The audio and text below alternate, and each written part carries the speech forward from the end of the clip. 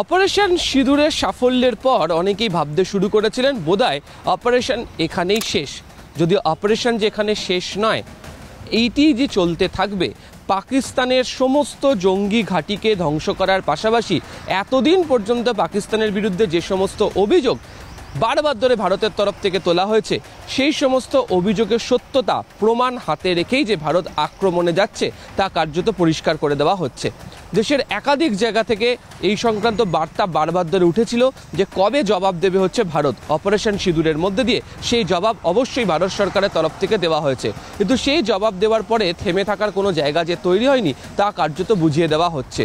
যে কারণে একাধিক জায়গাতে, বিশেষ করে হচ্ছে উড়ি, তারপরে হচ্ছে রাজৌরি, পুঞ্চের মতো বিভিন্ন জায়গা থেকে যেভাবে পাকিস্তানের তরফ থেকে বোমাবর্ষণ করা হচ্ছে, তার ফলে যেভাবে সাধারণ ভারতীয় নাগরিকদের মৃত্যুর ঘটনা ঘটছে, এর জবাব দিতে নেবে ভারত যে পাল্টা আক্রমণের পথে যাচ্ছে তা কার্যত বুঝিয়ে দেওয়া হয়েছে।